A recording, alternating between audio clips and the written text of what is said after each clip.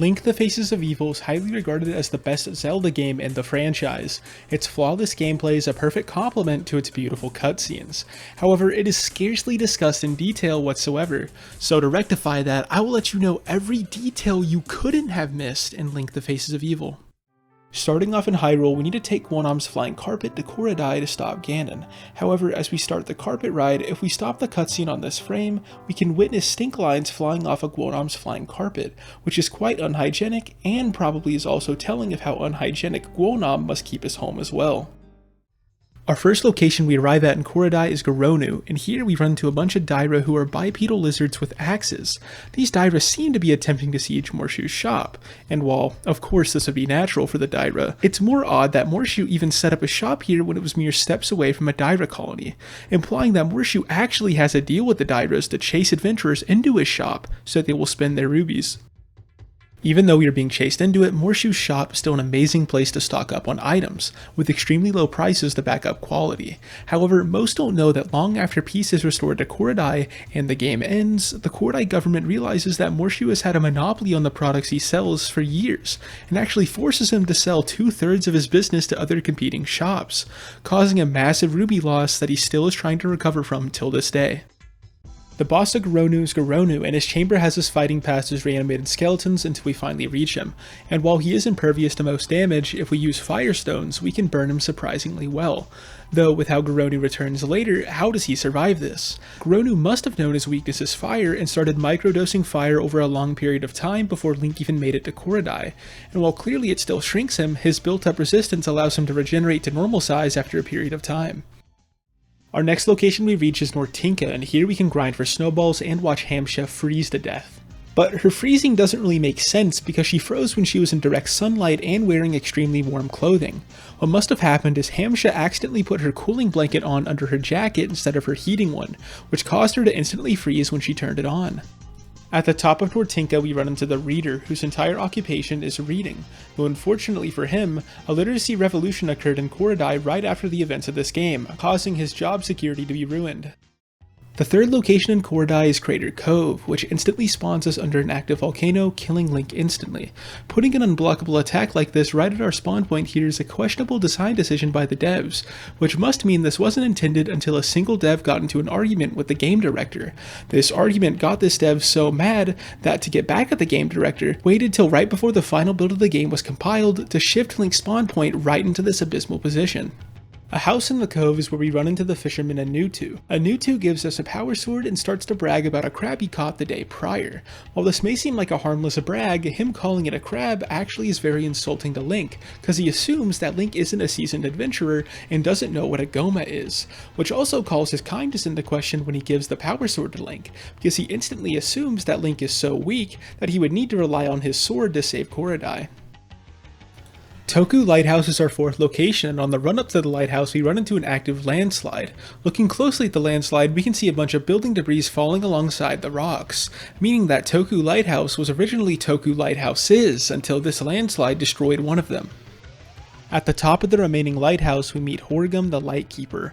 Horgum, remarking on the dark areas we will encounter, gives Link a lantern, though unfortunately, in an attempt to be nice, Link accepts the lantern even though he has a lantern allergy, instantly giving him a full body rash.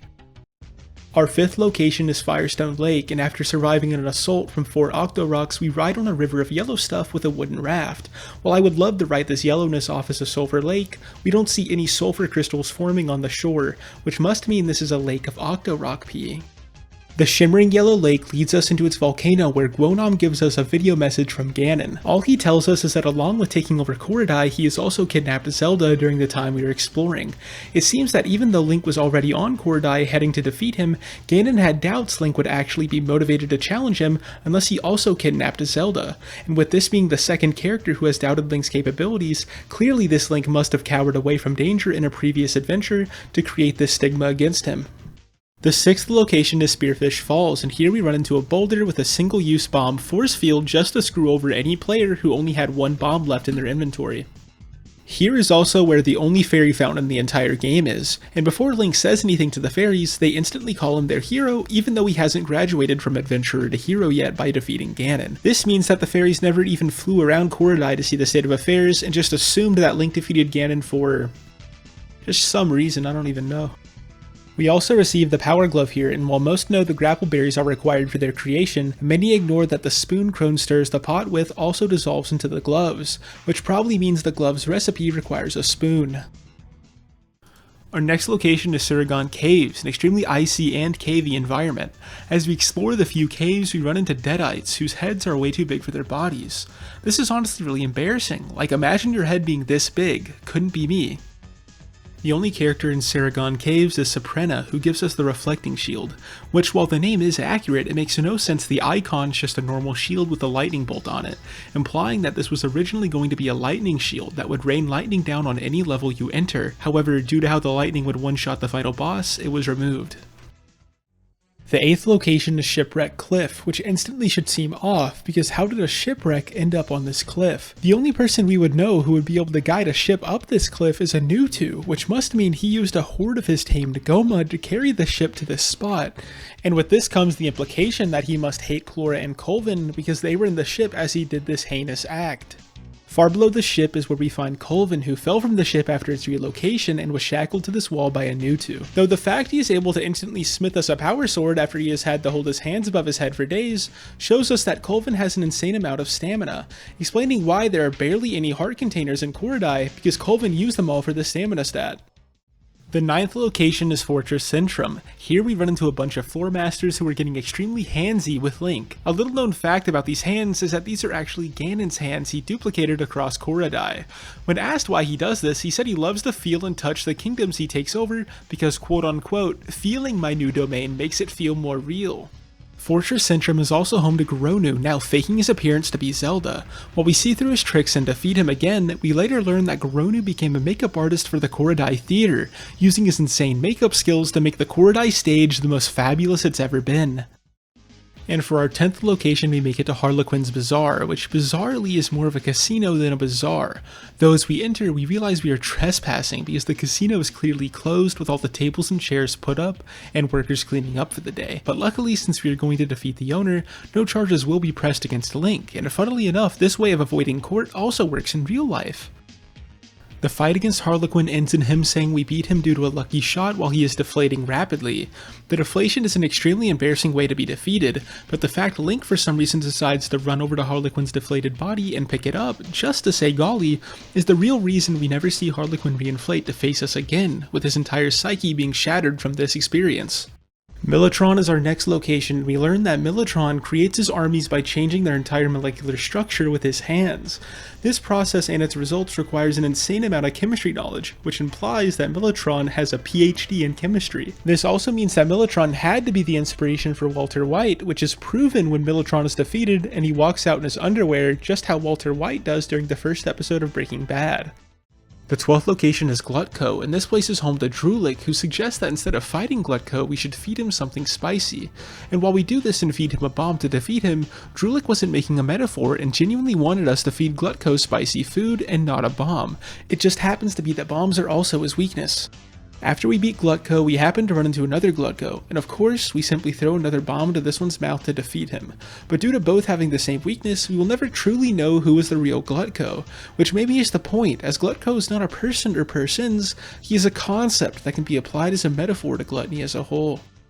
Our 13th location is Lupe, an extremely vertical mountain leading to a vertical cave system. The cool thing about this area is that it is guarded by pterodactyls. After our climb, we finally make it to Lupe, who repeatedly shoots at our reflection shield, ending the fight in seconds. What must have happened here is Lupe, after the first reflection, continued shooting our shield to attempt to figure out a counter to its reflection. Though Lupe clearly forgot to start using weaker spells, and right as they checked their HP bar, it was too late and they were defeated. The 14th location is Hermit Flat, and I can't lie, this place really isn't that flat. They kinda lied to us about this one for some reason. Gonu, who we now learn is the Hermit of Hermit Flat, gives us the last item we need to fight Ganon, though with him not giving this to us earlier, it's clear that Gonu must have wanted Ganon to rule for a time, and with us constantly seeing Gonu across all of Koridai, he must have been looting every pillaged town we were saving during this process, and only when he was done did he consider giving us the item to defeat Ganon. The 15th and last location is Ganon's lair. As we enter, we run into Militron for the second time. Since we have fought him before, we take him out easily, but weirdly, he exits his armor the same exact way he did in our first encounter with him, as if he has rehearsed losing his armor, which must mean he intentionally wants his armor to be destroyed to either be humorous with the charade or, you know.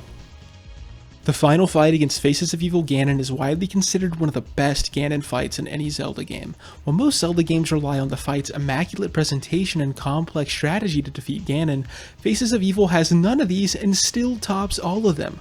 The way Ganon dies in one hit is amazing because not only is the throw of the book extremely intense, but the cutscene of Ganon getting clapped by the book is 50 times better than any other final blow cutscene in any other Zelda game, and you can quote me on that. And that's the end of this video. If you happen to enjoy, you know what to do.